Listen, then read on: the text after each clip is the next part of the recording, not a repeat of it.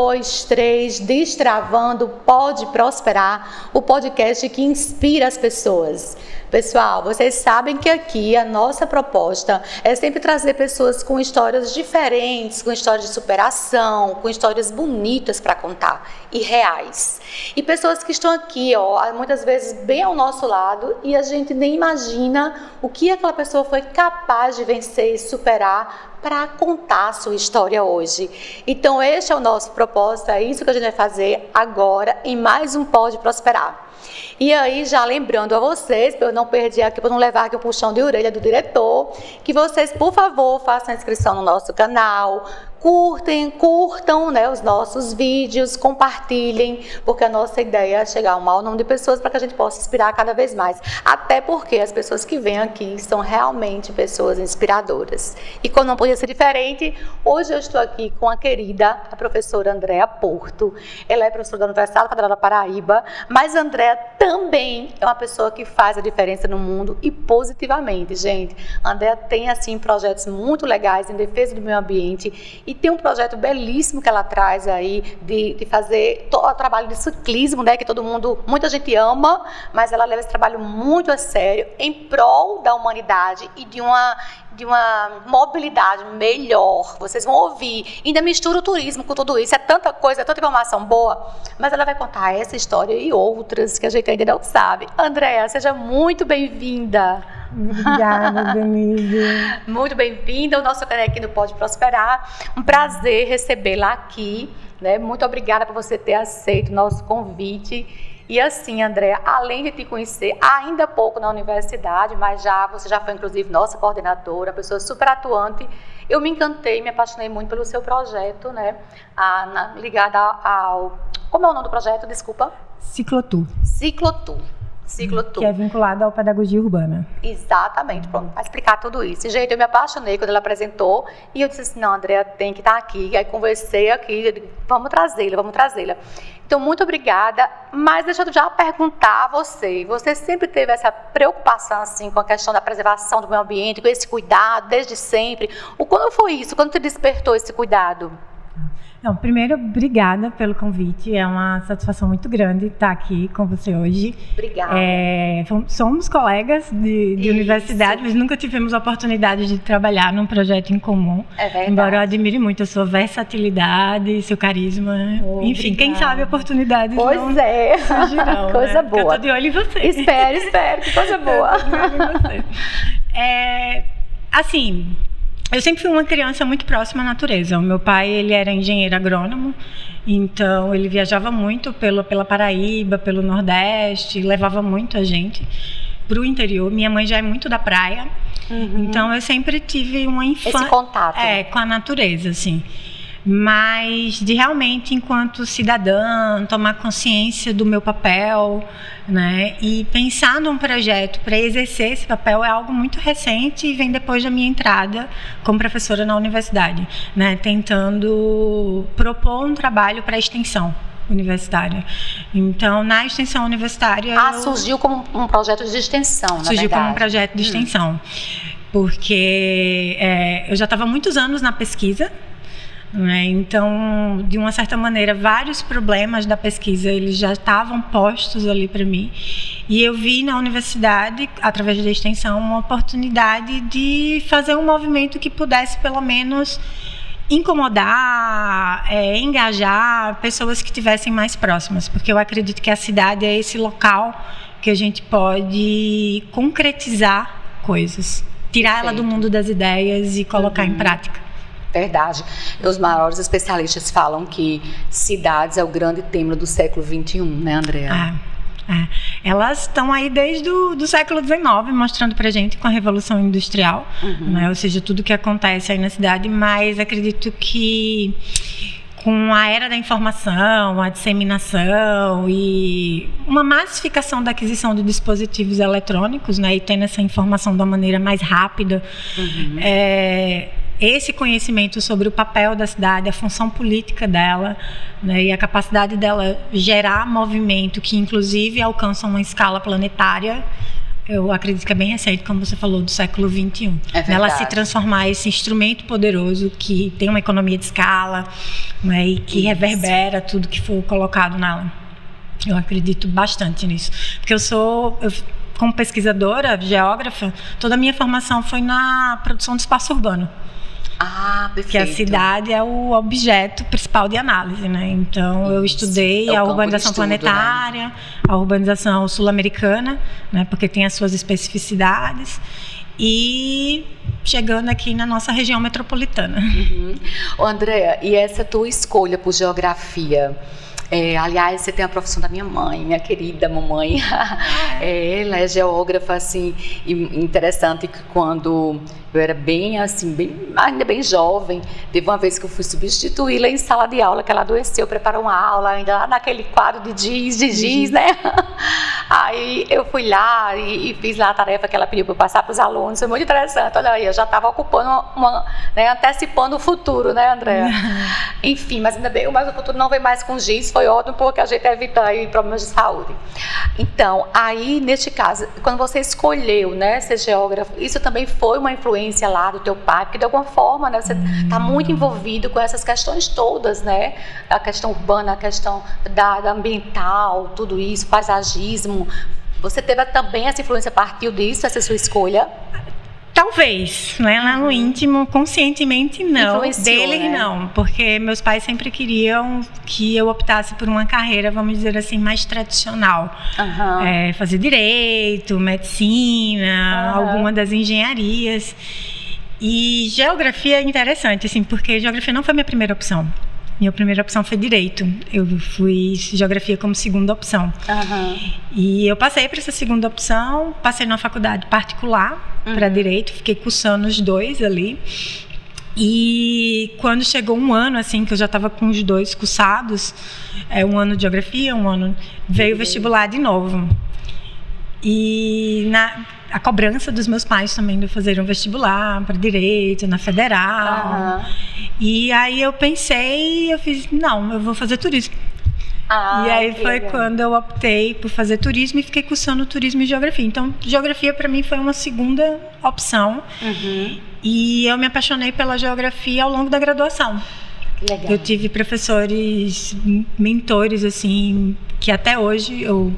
Né, tenho bastante admiração, são referências. Eu fazia turismo concomitante, né?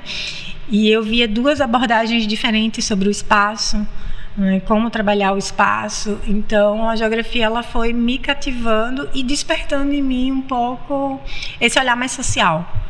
Vamos dizer assim, eu acabei me apaixonando e decidi fazer carreira. Legal, e essas áreas realmente surpreendem muito a gente, né, ligada às ciências naturais, porque eu tenho uma formação, né, voltada a áreas sociais, mas quando eu fui fazer o doutorado, que eu fiz no Prodema, que é o Programa de Desenvolvimento do Meio Ambiente, eu também me apaixonei muito, e eu vi muita coisa de geografia, muita coisa de biologia, mesmo não sei mais assim, aquilo me dava muita vontade de ler sobre o assunto, e eu fiquei muito encantada. Então, assim, não me surpreendo você ter se encontrado aí nessa área, né, porque é sua cara. Né, é sua cara. E eu sempre gostei de lecionar também, assim, eu brincava, a gente falando de brincadeiras, você pegou a sua mãe, foi dar aula para sua mãe.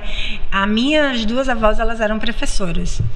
Então, quadro de giz, cartilha, tabuada, tudo sempre teve muito à disposição pra gente. Eu brincava de escolinha com minhas primas, então eu sempre soube, assim, que eu queria ser professora. Ai, que bacana, gente, e querer ser professora nesse país é amar a educação, porque na verdade toda criança brinca um pouco com isso, né, assim, geralmente as crianças brincam, e talvez exatamente pela importância que esse papel de professor tem, e que infelizmente nem sempre ocupa um espaço adequado, né, na sociedade, a gente sabe disso, até brinco muito com os alunos, eu digo, a gente só faz educação por dinheiro quando chega o final do ano, porque o resto dos meses é tudo por amor. Aí eles ficaram rindo, mas é um pouco disso. Aí, Andréa, conta mais. Aí você se envolveu então com um projeto mais ligado à questão do ciclismo. Você vai me corrigindo se eu estiver falando uma nomenclatura equivocada. Já dentro da universidade, mas você já gostava antes de esporte, já praticava? Já também, assim, de esporte eu sempre pratiquei desde cedo, desde pequena, nadar, tudo. Na escola também, jogos internos, sempre gostei, sempre passei por vários esportes muito coletivos, vôlei, futsal, handebol. Quando eu saí da faculdade, que eu perdi, entre aspas, a minha turma, eu fui muito na busca do individual. Aí voltei para natação, que era o que eu comecei, e depois eu fiz triatlon. Sim. Aí com triatlon, a bicicleta, mas assim, sempre pedalei desde pequena, né? Minha primeira bicicleta ganhei ali com 6 anos e sempre pedalei, mas esportivamente foi com o triatlon. Quando eu entrei na universidade, como pesquisadora, eu me associei logo ao Observatório das Metrópoles, que é um Instituto Nacional de Ciência e Tecnologia, que tem um projeto unificado para o país para olhar as regiões metropolitanas. Então, na verdade, 16 estados brasileiros. É nível nacional. É nacional. E aqui na Paraíba, a sede do Instituto é em Campina Grande. Certo. Né? Mas aqui, aqui na UFPB, eu sou uma das professoras, né, que participa do observatório. E o observatório ele tem uma linha de pesquisa que é sobre mobilidade urbana. Eu tinha o interesse da mobilidade urbana, de estudar a mobilidade urbana, por conta da condição do meu pai. Quando ele teve o AVC, ele ficou cadeirante. Era muito difícil trabalhar com ele. Nossa, imagino. Ainda é até hoje, muito difícil passear. Muito, muito, muito. E aí, naquele momento da mobilidade urbana, o subtema que me chamava mais atenção era a acessibilidade. Né? E eu fiquei me debruçando sobre esse tema, mas sempre naquela, uma professora que está no departamento de geografia, uma professora que está conectada com gestão pública, arquitetura e também turismo, né, que eu ministro aula no curso de turismo. E eu tinha muita necessidade de envolver os meus alunos naquilo que eu estava fazendo na pesquisa, mas do turismo através da extensão. E aí, em 2020, a pauta da descarbonização, ela ficou muito forte. Ela já vinha sendo trabalhada, né, por conta do aumento da temperatura, a construção de todos os documentos necessários, acordos de Paris, as determinações nacionais, enfim. E ali em 2020 o cenário, né, de reduzir os deslocamentos, a própria OMS coloca na bicicleta como uma alternativa de transporte nas cidades, e o turismo do outro lado buscando adaptações, possíveis adaptações. Então eu olhei e fiz, nossa, encontrei um espaço aqui para ser ocupado. E eu estava naquele momento, 2020, acho que foi um ano de muito trabalho, de muitas reflexões de todo o indivíduo, né? Acho que todo mundo mexeu com todo mundo, a questão da pandemia, tudo. E eu olhei para aquilo e fiz, nossa, então agora eu encontrei um tema que eu gosto de pesquisar, que está no meu hobby e que dá para fazer um trabalho de extensão bacana no turismo, que seria a criação de um roteiro de cicloturismo para João Pessoa, para fazer com que as pessoas conhecessem a cidade de bicicleta, que já era uma cidade que eu estudo. Aliás, né, Andréa, com certeza você sabe, a gente aí compartilha dessa afinidade no turismo, né, como professora, mas é uma área que eu tenho certeza que você tem todo um conhecimento bem mais amplo, porque o mundo inteiro já faz essa prática muito forte. Você vai na Europa, você anda de bicicleta, vê pela cidade, né, tranquilamente. Então, essa característica do Brasil é um pouco aí seguindo os passos do estadunidense, né, que a gente precisa andar de carro, e outros países da Europa. Cultura do automóvel. Exatamente, a cultura do automóvel. E tanto mais o próprio, muitos órgãos internacionais, eles têm criado editais que, de alguma maneira, fazem aí, investem recursos exatamente nesse tipo de projetos que você tem aí uma mobilidade melhor e menos agressão ao meio ambiente também, né? Menos agressão, porque hoje, bom, com a COP agora, né, ficou claro o drama que a gente tem com relação à questão dos combustíveis fósseis, né? E também foi colocado que, embora a gente possa pensar numa transição energética, no contexto dos países em desenvolvimento, essa transição, ela acaba promovendo mais desigualdades, porque quem tem acesso a poder comprar um carro energia elétrica. Verdade, né? Pois é. Enfim, e por outro lado, a pauta do transporte público, ela não se sobressai, né? Enfim, vários problemas. Então, embora seja uma solução muito pequena, claro, tá, diante do problema, mas eu vejo ela com um capital cultural muito forte e envolvente. Então, naquele momento, quando a gente elaborou o roteiro, ele era mais para o residente, para a opção de lazer do residente, do que de fato de turismo. E até agora não engrenou de fato para o turismo. A maioria das pessoas que o projeto atende hoje são residentes que estão recebendo alguém, que já fizeram. Que legal. E agora estão recebendo alguém. Eu preciso fazer esse negócio. E gostaria de levar essas pessoas para os mesmos lugares. Porque tem lugares que a gente, é clichê falar, tem lugares que só a bicicleta te leva. Mas é real, tem lugares que só a bicicleta te leva. Tem uma faixa de areia, uma margem de rio, sabe, um fragmento de floresta, uma vista, um mirante, que você só consegue chegar de bicicleta. Sim. Aqui em João Pessoa. Imagino. Então vamos nos outros lugares, falando de João Pessoa. Então eu identifiquei assim um potencial muito grande, e naquele momento era para que funcionasse dentro da empresa Júnior de turismo, né?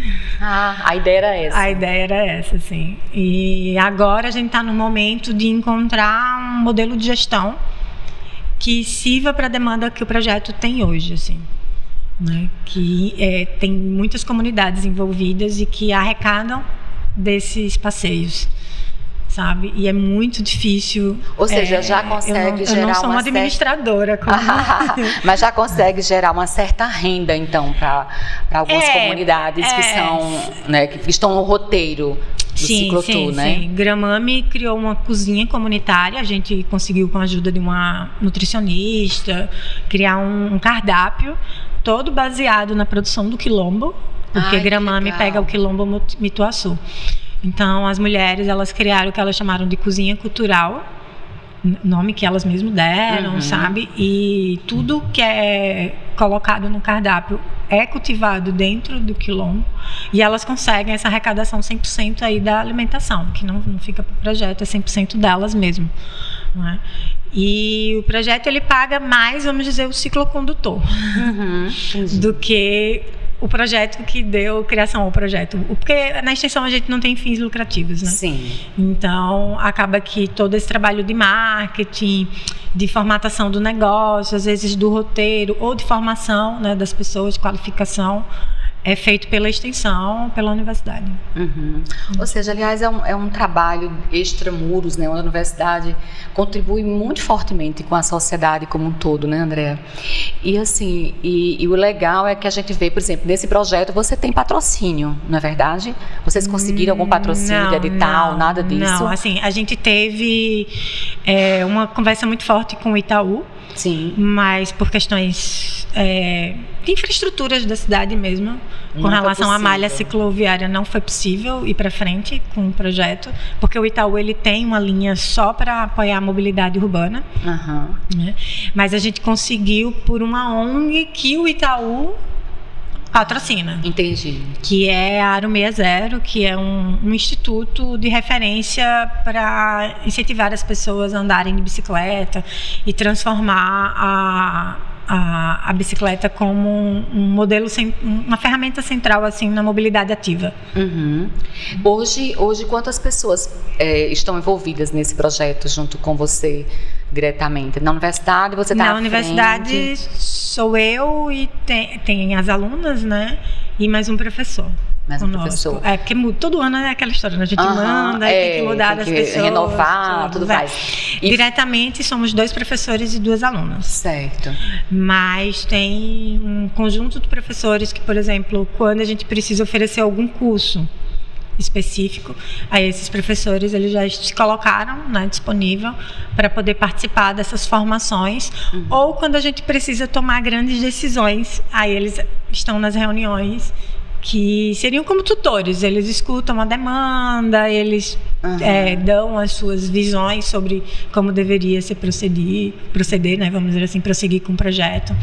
Então, são pessoas que estão ali como tutores e consultores. Nossa, mas assim, o projeto é muito bonito, sabe? E eu acho que João Pessoa, e Paraíba, né? Assim, vamos olhar, porque, na verdade, André, eu acho que você... Esse teu projeto é uma prova disso, e eu sempre falo muito isso para os alunos. Gente, a administração pública, de um modo geral, precisa ouvir, né, esses projetos, conhecer esses projetos, ver vocês apresentando isso, porque tem tanta coisa boa que a gente pode fazer, né, pelo Estado como um todo, um projeto como esse, que é algo que realmente criaria uma particularidade e João Pessoa, até pela característica, né, André, assim, ter essa preocupação no plano diretor de não construir prédios altos na orla, quer dizer, tem várias coisas ali que de alguma maneira nos posicionam como uma cidade que tem uma certa preocupação, diferencial. Então, imagina um projeto desse, gente, pelo amor de Deus, a administração pública, imagina um projeto desse sendo assim, uma referência para o turismo, é algo realmente encantador. Né? Como que a gente faz, André, para as pessoas verem isso? Infelizmente a gente tem um reconhecimento mais de fora do que de dentro. Mas assim, eu venho fazendo reflexões, eu entendo um pouco da falta de reconhecimento, tem um pouco a ver muito mais por eu estar na frente, por isso que eu estou querendo cada vez mais sair, sabe, deixar esse projeto assim nas mãos dos alunos, nas mãos de... Até porque eu tenho outros planos também, assim, para extensão. Uhum. Mas como aqui João Pessoa é uma cidade pequena, as relações sociais, né, as redes são muito curtas. Os CPFs se confundem com os CNPJs, né? Tem toda essa história. Exatamente. E aí, desde o meu retorno, assim, para João Pessoa, porque eu morei muito tempo fora, né, eu voltei em 2015 para cá, eu entrei muito no ativismo. Uhum. Então, fazendo a crítica à administração pública. Uhum. Então, muitos desses gestores que estão hoje em pastas, eles já olham ou desconfiados ou simplesmente não me toleram mesmo. Então, isso dificulta a aceitação do projeto. Porque são pessoas que, infelizmente, não sabem separar. É isso que eu ia comentar, né? Na verdade, sim.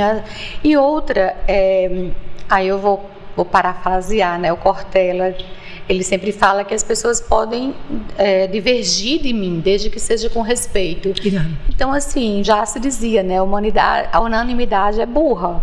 Então, é interessante que as pessoas tenham pontos de vista diferentes, porque são complementares. Imagina, não importa se em algum momento, em algum posicionamento, a gente não concorde, mas eu vejo, né, olhando aqui, conhecendo, por exemplo, eu conheci mais de próximo o projeto da João Pessoa Cidade como Cidades Sustentáveis, né, que você conhece muito bem, só são 6 cidades no Brasil, né, que foram contempladas com o edital da ONU, né, do BID, né, do Banco Interamericano, e João Pessoa sendo uma delas. Então tem tudo a ver, gente, pelo amor de Deus, né, a gente precisa realmente, aliás, gente, vamos compartilhar esse vídeo, porque assim, você que é apaixonado, né, pelo ciclismo, pelo turismo, mostrar que a gente pode realmente fazer um trabalho diferente. Pode. João Pessoa tem assim... o professor Piva fala muito que os paraibanos não têm noção das riquezas que eles possuem. Verdade. Né? E eu, parafraseando ele, eu vou dizer, os pessoenses não fazem ideia da preciosidade que a gente tem. A gente tem quilombo, a gente tem aldeia indígena, a gente tem fragmentos da Mata Atlântica, a gente tem restinga, a gente tem manguezal, a gente tem edificações coloniais. Fantástico. A gente tem muita o centro, coisa na cidade. Que é a terceira cidade mais antiga do país. Sabe? Então a gente tem um caldo cultural muito interessante para o turismo. Sim. Mas infelizmente assim, há um foco muito no sol e mar. E se batem nessa tecla incansavelmente. Parece que essa tecla nunca... Assim, só existe ela, né? Vamos colocar em termos de piano. Tem um piano, só que existe uma tecla, que não é. E a gente vê Pernambuco aqui do lado, né? Quando começaram a aparecer tubarões em Boa Viagem, Pernambuco teve que mudar a estratégia. Exatamente, né? E como mudou, né? Hoje a cultura pernambucana, ela... Nossa, e pela autenticidade é o que predomina, né? Porque você vê no Nordeste, a gente tem, né, tem cidades que têm seus destaques, né, exclusivos, mas tem esse ponto de mar que é belíssimo nas nossas praias, mas assim, não deixa de ser uma vala comum. Então todo mundo precisa também botar assim, uma pitadinha do que é original, né? Aliás, você falando assim, não sou administradora, eu me lembrei de uma palestra que eu assisti de Michael Porter. Nossa senhora, foi muito interessante. Eu já estudei tanto sobre estratégia, mas numa palestra de 3 horas eu aprendi demais, assim, sobre estratégia. E ele disse uma coisa... ver essa. Porque... Pois é, André, ele disse uma coisa que eu achei muito legal. Ele disse, olha, a estratégia tem que ter um caráter de unicidade, tem que ser algo único. Sinergia. Isso é o que falta pra gente, né? Verdade. A universidade, o poder público, o setor privado, me parece que estão todos com a mesma narrativa.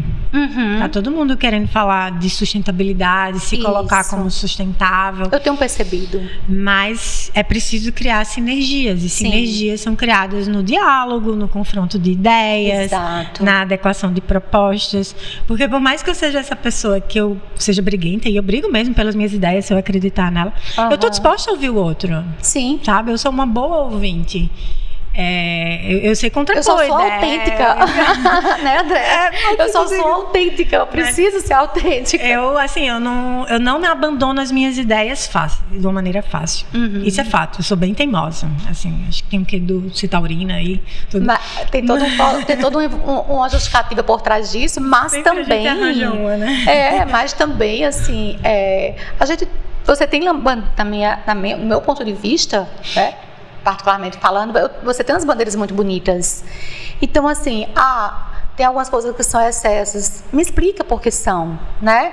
Me explica o que a gente pode fazer e que contemple a todos, inclusive ao meio ambiente, né? Tem uma metodologia, a gente falando sobre metodologia, né? Há pouco da universidade, essa coisa toda, e tem uma metodologia que eu gosto muito, que é a Dragon Dreaming, né? Que ela fala muito isso. A gente tem que viver o processo ganha, ganha, ganha. Ganho eu, ganha você, mas ganha o meio ambiente também. A gente não pode pensar só você ganhando, ou só você e eu perdendo, ou eu ganhando com você e o meio ambiente não ganhando. Não. Aliás, pelo contrário, não cabe mais isso. Eu acho que depois desse processo que a gente vivenciou de pandemia, aí sim é que não se justifica mais, né, André? Não se justifica mais isso. Não, a gente, o trabalho agora, ele tem que ser baseado na comparação, no entendimento das responsabilidades, as diferenças que cada um tem dentro dessas responsabilidades, né? Porque se você tem uma vamos dizer assim, uma capacidade financeira maior que um outro indivíduo, né? Mas o outro indivíduo tem a capacidade de tempo, disponibilidade de tempo, enfim, é olhar para esse todo, entender ele e distribuir as atribuições, sabe? As funções, vamos dizer assim, que cada um vai ter.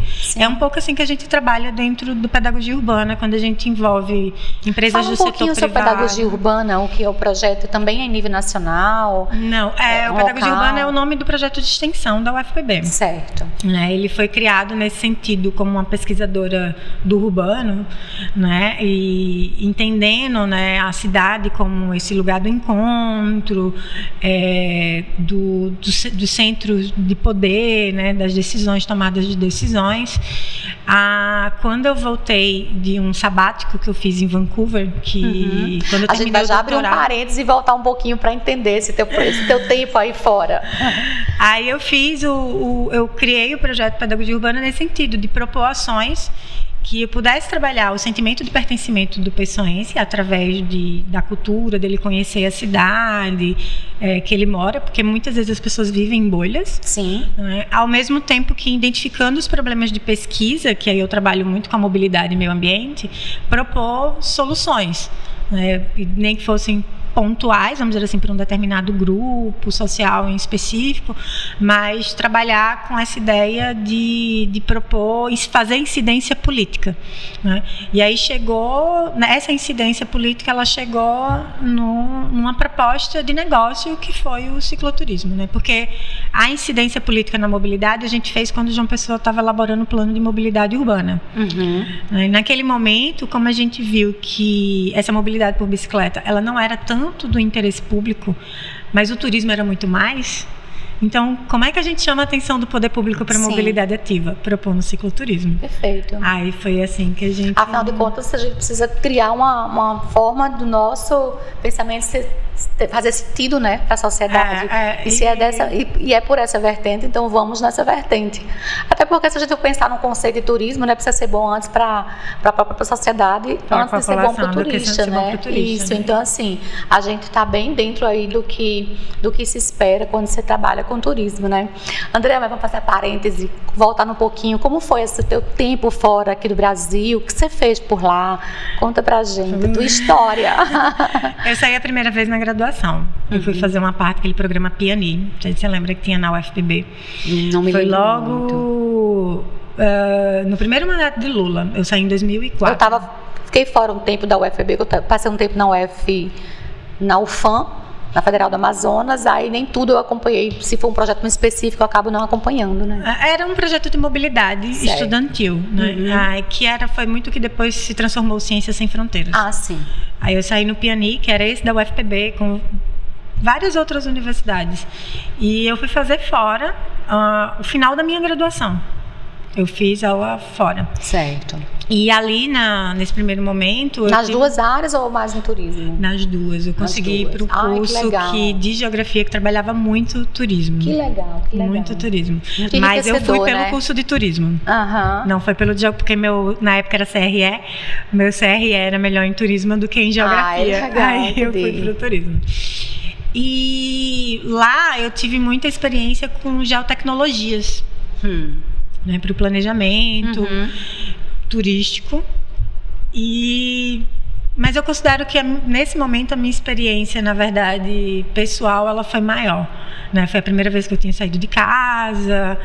Eu fiz um grupo de amigos que são meus amigos até hoje, Erasmus, assim, são principalmente bacana. Um grupo pequeno de mulheres. E onde foi que você ficou esse tempo? Eu fui para Guimarães, em Portugal. Legal. Em Guimarães, para Portugal. Aí eu voltei, fiz o mestrado. No mestrado eu fiz um intercâmbio, assim, intercâmbio não, na verdade, uma mobilidade também em Presidente Prudente, em São Paulo.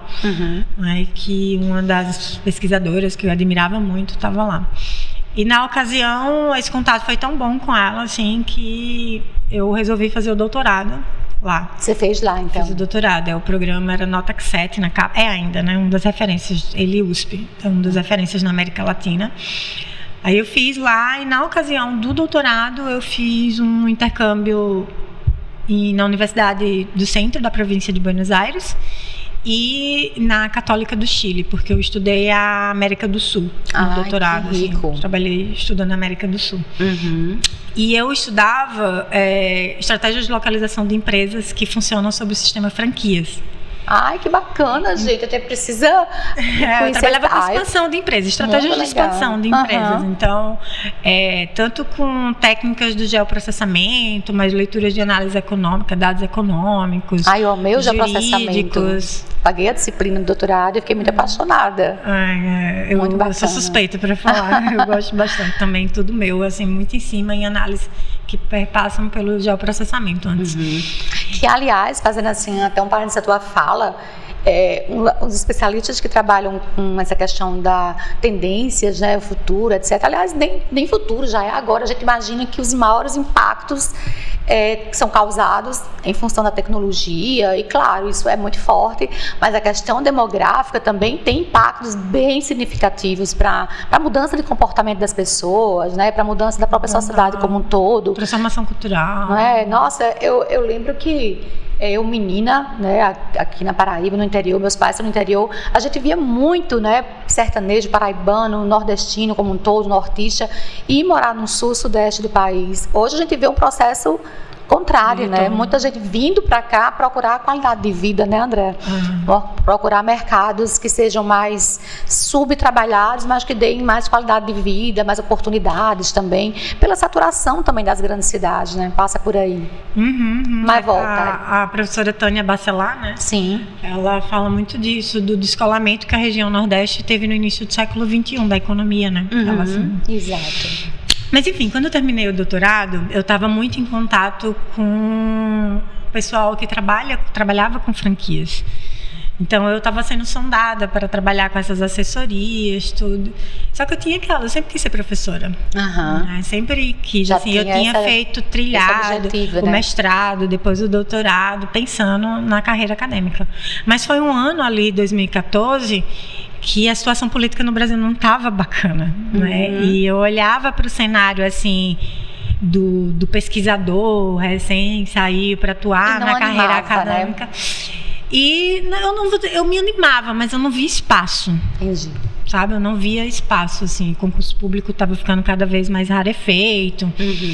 E eu resolvi fazer um sabático. Né? Aí eu fui para Vancouver, porque... Primeiro, era uma cidade de língua inglesa e eu queria melhorar meu inglês. Eu estava percebendo nas pesquisas que cada vez mais isso era de fato necessário, a fluência era uma necessidade assim básica para mim. E Vancouver também, o dólar também estava mais barato, não posso deixar de falar sobre isso. Sim, né, que o dólar é importante, né? Até porque eu não estava visando bolsa, não fui nada, eu estava indo para estudar inglês e viver um tempo numa cidade que para mim era uma referência de sustentabilidade. Legal. Né, de que tinha passado por eu imagino que é um momento de muito evolução, né, na vida de cada pessoa. Eu tenho muito desejo até disso. Não sei se eu teria coragem hoje, né, porque a gente vai se apegando às crias de uma forma. Tem mais coisas para abrir mão, né? Exato, mas eu acho que é um momento muito interessante de cada indivíduo, né? A gente se encontra muito, assim, né? E o meu foi um sabático que eu considero assim, o sabático ele tem um sentido mais geral mesmo, mas ele tanto foi na minha vida profissional, né? Porque pessoal, foi ali, né, que eu olhei e fiz, não, eu não vou abandonar, é isso que eu quero mesmo. Eu vou, daqui a um tempo, voltar pro Brasil e meter as caras. Uma hora chega a minha vez. Uma hora acontece. Uma hora é a minha vez. Tá vendo, gente? Uma hora acontece. Também foi pessoal. Eu tinha terminado um relacionamento. Vancouver é uma cidade de um estilo de vida que eles falam muito easygoing, muito pautado na yoga. Então, assim, era onde eu tinha que estar naquele momento, assim. Que legal. E foi lá também que essa questão do ativismo floresceu em forte, mim. Né? Ela floresceu de um jeito mais, assim, palpável. Né? Eu entendi quais seriam as possíveis ferramentas que eu poderia ter para poder, se não concretizar aquilo que estava na minha cabeça, pelo menos colocar em movimento. Né? Aí foi lá que eu entendi, assim, né, que é o uso da comunicação, né? A questão da comunicação. Foi quando eu retorno e eu ajudo a fundar a minha Jampa. Sim. Nossa, muito bacana. Aí ajuda a criar a minha Jampa, que é quando eu entro no ativismo, mas também era assim, no ativismo e estudando para concurso público. No ativismo e estudando para concurso público. Eu fiz vários concursos públicos. Quer dizer que minha Jampa surgiu exatamente após esse seu retorno para cá. Foi quando eu conheci a rede, né, na Nossas. Esse debate de democratização dos espaços no Brasil. Foi lá, na verdade, que eu conheci essa forma de poder fazer ativismo. Legal, que bacana. E o propósito principal do Minha Jampa era o que, André? Pautar mais temas da vida pública, democratizar mais os processos decisórios que existem na cidade. Porque a leitura que a organização fazia na época, que apesar da gente ter uma democracia, né, bastante jovem, onde vários espaços de decisões foram abertos, conselhos, tudo, a cultura política afasta as pessoas da vida pública. É verdade. Né? Verdade. A questão dessa cultura da corrupção, enfim. As pessoas participam muito pouco, na verdade, né? De pautar muito um tema político numa questão partidária. Bastante. E essa questão partidária se envolve com questões econômicas, enfim. Sim. Então isso afasta muita gente da política, que são temas da sua vida cotidiana. Então a proposta da minha Jampa era sempre fazer essa comunicação, né, de um tema que está em pauta, é importante, todo mundo deveria participar, e trazer isso para o mundo digital, que a gente não tinha aqui, então. Né? A minha Jampa, ela abre o ativismo digital aqui na cidade, que não está desconectado com o ativismo físico. Sim. Né? Mas ela abre, e uma das coisas que me chamou muita atenção na proposta da organização é porque, embora ela seja uma ONG, ela nunca seria a minha ONG. O estatuto dela é feito para que haja uma movimentação de grupo, né? E a ONG ela só se sustenta por isso, com essa rotatividade, porque senão não teria, porque não tem financiamento do setor público, não pode, sabe? É só o setor privado.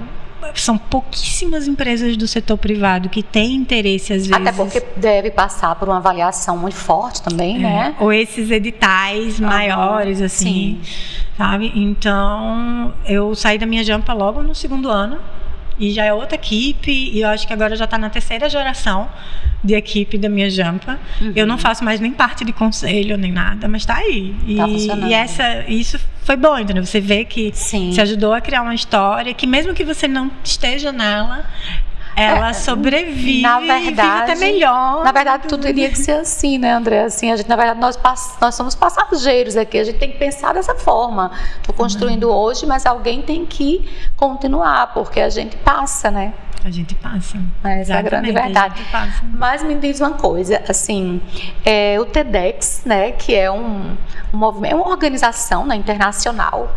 E eu sou super fã, gosto muito de ir lá. Recentemente até fui, porque eu li um livro sobre o homem mais feliz do mundo, né? E ele fez uma palestra que super viralizou no TEDx, e eu fiquei super apaixonada pelo livro, pela palestra, então me apaixonei mais ainda por Ed, né? É emocionante, é emocionante, né, demais. E aí, a João Pessoa, não sei se foi a primeira vez que trouxe para cá, mas você foi uma dos destaques do TEDx aqui em João Pessoa, né? Foi verdade, super elogiada. Aliás, eu encontrei alunos que disseram assim, nossa, encantadora a palestra.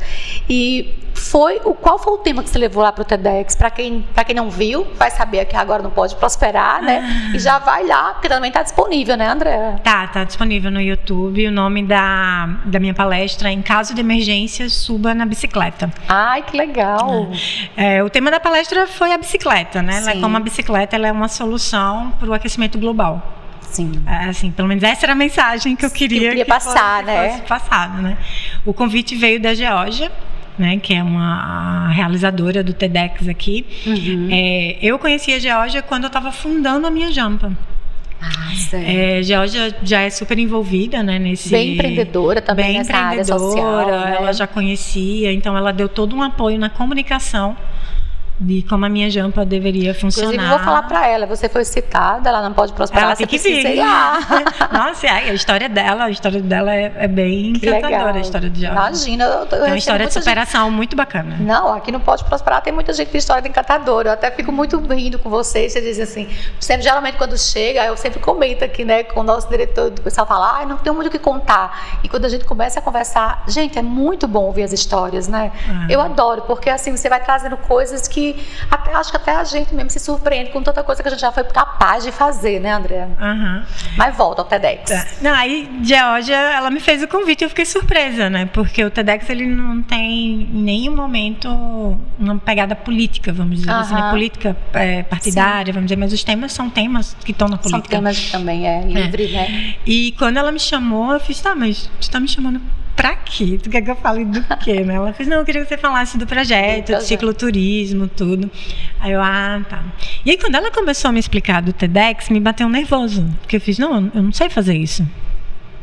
Eu não sei, tipo, eu dou aula, mas eu tenho no mínimo 40 minutos para falar o que eu quero. Você tá me dizendo para falar em 15 minutos, né? Loucura. Como assim? Ela, não. Eu fiz, não, Jorge, não vai dar certo. Ela, não, pense direitinho, faça, lista aqui para mim o que você falaria, tudo. E aí eu fui fazendo e ela foi cortando. Eu fui fazendo e ela foi cortando.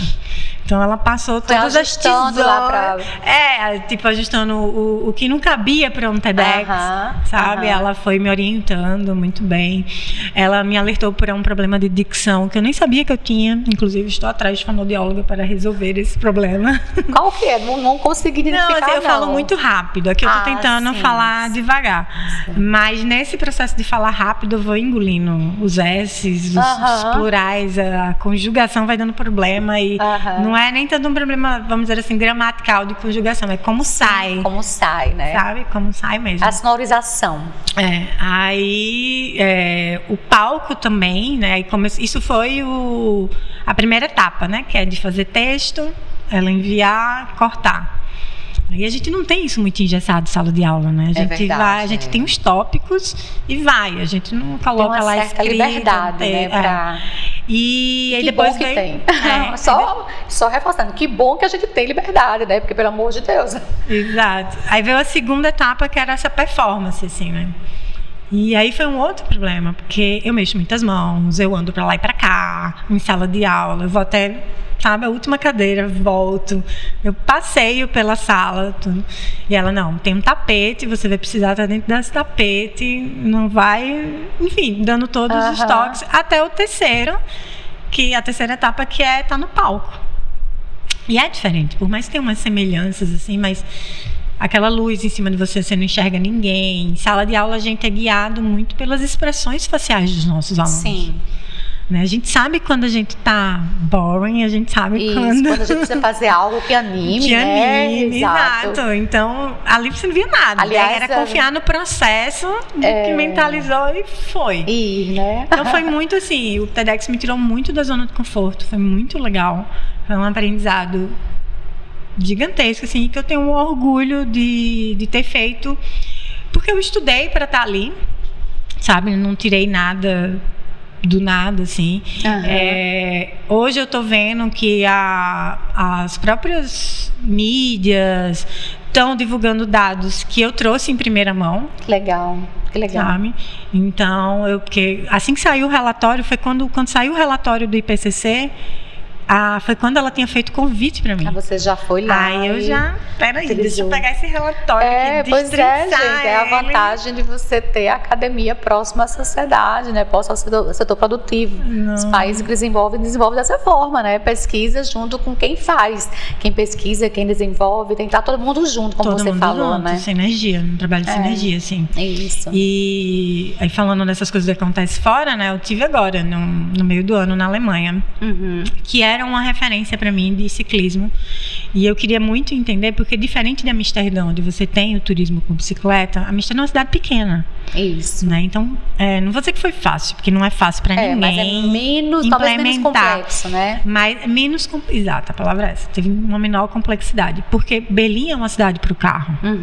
Ela foi feita para o carro. Então, como é que poderia, na minha cabeça, como é que funciona essa questão? Né? Então, eu precisava ir lá ver. E vem disso, de um trabalho cultural, de um trabalho de educação dentro das escolas, sabe, de investimento nessa área que mexe com a intersubjetividade, que é a educação, a cultura e o turismo. Verdade. Então, é nesse campo que a gente vai conseguir mudar a cultura do carro. Porque não vai ser... eu acredito no desinvestimento em infraestruturas para automóveis. É um caminho? Mas talvez isso aqui não resolva, porque pode saturar transporte público, enfim, não, sabe, assim. Então, eu queria lá ver, e acontece porque está acontecendo, no ponto que eu queria chegar, no que você falou, está acontecendo com sinergia. Sinergia com a academia, o poder público, sociedade civil e setor privado. É isso. Como Andréa, funciona. Isso que você traz é muito bacana, assim, essa sua luta dessa aproximação. Eu já fiz muito essa luta também em termos de inovação, que a gente tem muita coisa, como você falou, são muitos atores falando coisas com as mesmas narrativas, mas falando de forma isolada, né? Separadas, gente. E a gente sabe, eu sei que você acredita muito nisso, por isso que eu fico bem confortável para falar. Nós juntos somos mais fortes. Muito. Indiscutivelmente. Ninguém, né? Então, uma coisa é a Andréa lá, a Denise, sozinha, falando por uma coisa. Outra coisa é você reunir várias pessoas que entendam que mesmo tendo interesses diferentes, mas eu tenho ali um ponto que converge, que é o bem da humanidade. É um objetivo, tem, assim, em comum, tem que ser né? maior. Que todo mundo precisa ter claro, e as ações vão ser diferentes. Exato. Os tempos vão ser diferentes, é normal isso, né? Porque as potencialidades são distintas de cada um, mas é preciso ter esse horizonte em comum e essa divisão de tarefas, sabe, de uma maneira mais consciente, assim, do que fazer, porque uma coisa que eu escuto muito, então quer dizer que você não quer, o setor privado não é uma parte da sociedade. Não, pelo contrário, é uma parte super importante. Sim, claro. Super importante, que precisa ser muito estimulada pelo poder público também, para que esse setor ele possa cumprir com uma função dentro dele. E com uma função, inclusive, social também, porque indiscutivelmente, aquela história também, que parece clichê, nós passamos muito mais tempo dentro das organizações do que fora dela. Então, ela é, sim, um agente de transformação na vida de cada um, né? Sim, não tem como ser da diferente. área que cada um... E André é ativista, André é professora, é feliz com tudo isso? Você é feliz com as suas bandeiras? Sou feliz com as minhas bandeiras. Eu ando em crise, tá? Como eu te falei no início, eu estou num momento de muita reflexão. Mas eu tenho certeza que seu paizinho está muito orgulhoso de você, onde com certeza é lá perto de Deus, né? Mas ele com certeza está muito orgulhoso de ter plantado essa sementezinha lá atrás em você, né? Da questão ambiental. Certamente. Fazendo análise, assim, a gente vai entendendo, né? O papel do pai, como é que a gente se comporta na vida. Eu sei que muitas das coisas que eu quis fazer, tentando ser a melhor, me destacar, era para chamar a atenção dele de alguma maneira. Sei também que não deve ter sido fácil ser meu pai, porque eu sou a filha mais velha, uma feminista, imagina, né? Uma sociedade que não é tão aberta, né? Assim, por mais que meu pai fosse muito mente aberta, ele era, mas ele carregou o machismo que estava dentro do... que está dentro da nossa sociedade. Que infelizmente ainda é muito inerente, né, a esse estado de coisas que a gente vive. Mas eu sou feliz e eu digo assim, eu estou no estágio agora que eu fico pensando, o que eu preciso para me realizar mais? Porque eu cheguei, eu podia fazer muitos doutorados, publicar muito, sei lá, ser bolsista... Nem sei as bolsistas, os níveis de bolsista. Né? Não, assim, eu falo que hoje o CNPq tem as bolsas produtividade, né? Sim, sim. Eu ainda nem parei para olhar isso, assim, para ver se realmente é onde, né, eu tô querendo chegar. Porque a vida é um equilíbrio, né? E não dá pra gente fazer tudo. Principalmente se for para fazer sozinha, aí é que não dá mesmo. Verdade. Mas eu tô nesse momento, assim, aonde de fato eu vou me realizar mais. Agora, porque eu considero que profissionalmente eu estou realizada, sabe? Do campo, assim, que eu falo do ativismo, tem muita coisa para fazer, mas eu estou tomando uma consciência agora que eu deixei minha contribuição, estou disposta a fazer mais, mas estou a fim de sair da linha de frente, sabe? Eu não quero mais estar na linha de frente, assim, de tipo... E não tá mesmo, assim, eu posso oferecer dados, mas não sou eu que vou estar fazendo entrevista, não sou eu que vou estar chamando os grupos para reunião, sabe? Não quero mais isso, assim. Então é um momento de reflexão, assim, para saber de fato onde eu vou me realizar mais agora, né? Até mesmo no mundo da pesquisa. Mesmo com o que eu vou trabalhar. Caminhar, né?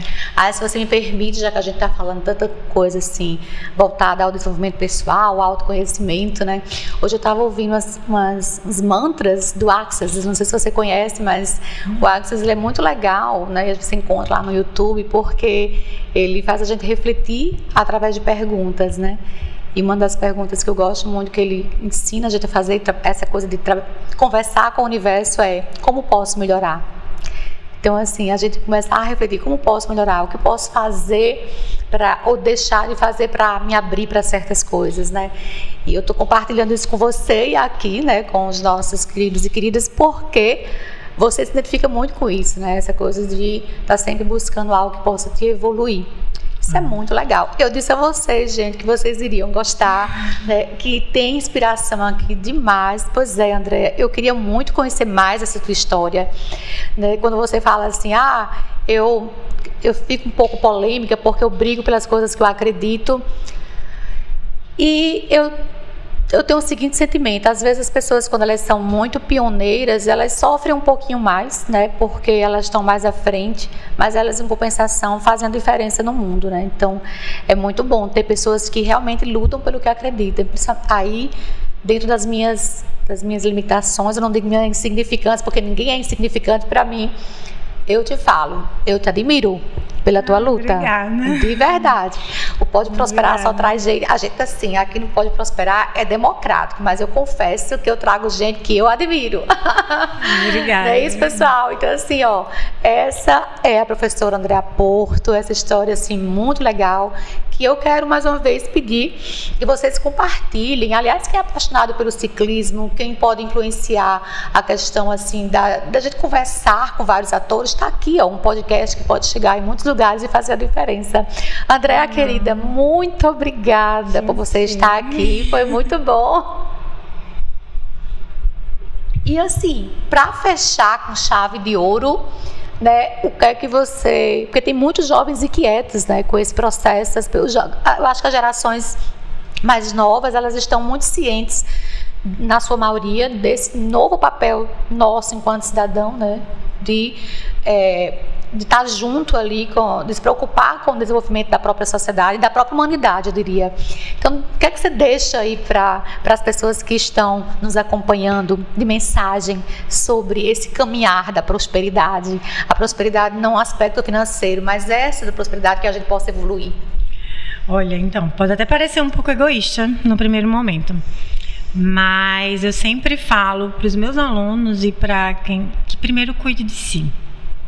Você fez uma fala agora de fazer perguntas para o universo, que é a meditação. Né? Eu não estou falando de meditação. O jeito que você gostar de ser cuidado, se sentir que algo te faz muito bem, busca fazer. Primeiro, cuida de si. Porque entrar nessa luta não é fácil. Imagina. Não é fácil. São muitos desafios. Tem muitas frustrações no caminho, porque às vezes parece que a gente está remando contra a maré. Quando os nossos, que no caso o caminho dos nossos alunos, né, que entram conhecendo os dados, bate um pessimismo. Imagina. Né, porque se olha para os dados e vê o pessimismo, mas cuida de si e encontra um coletivo que te abraça, que dá identidade, que reforça a tua identidade. Muito legal. Sabe? Busca um coletivo, sempre tem. Uma cidade sempre tem. É verdade. Sabe? Se você quer uma horta, se você quer andar de bicicleta, se quer você nadar, quer conversar, quer dançar, sempre vai ter um coletivo no qual você vai se sentir vivo, né? E uma vez que você esteja bem, você vai conseguir movimentar esse coletivo adiante. Perfeito. Para mim, eu acho que esse foi o conselho que eu tive da minha mãe. Sempre antes de entrar no ativismo, ela... E você tá bem para poder fazer isso? Legal. Sabe? Você tá bem? E aí, sempre tem que fazer essa reflexão. E acredito que a yoga, né? E agora, um pouco mais recente, a análise tem me mantido.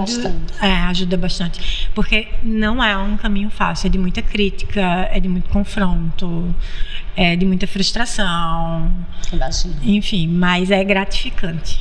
Não o alcance ainda não é generalizado, né? Infelizmente. Não é, mas é gratificante. Muitíssimo obrigada, querida. Eu que agradeço. Obrigada também. Olha só, de novo, vou pedir para quem está vendo o vídeo que não se inscreveu, se inscreva.